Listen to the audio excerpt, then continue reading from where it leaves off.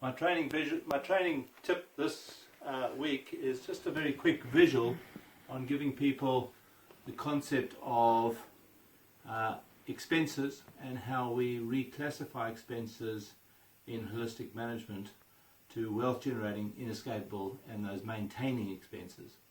So normally what I do is just grab a pencil case and get people comfortable with the idea of that's all your income, okay, for the planning period for this year or whatever you're planning for. And the first thing we do is we take out our profit and we put our profit aside, and that creates a focus on profit right up front. The next set of expenses we look at are our wealth generating expenses, and again we take out the wealth generating expenses at this point to demonstrate their importance in terms of building business and creating new wealth. So we'll take out our wealth generating expenses. That leaves everything else there to cover our inescapables and maintaining expenses. Now, one of the triggers I find is to get people to really reduce their inescapable expenses as much as possible.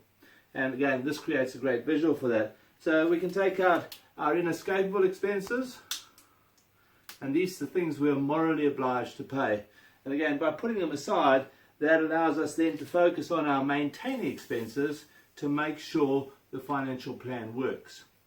If for some reason we allow more and more expenses to creep into our inescapable pot, people get the idea very quickly that this reduces the flexibility to make this plan work.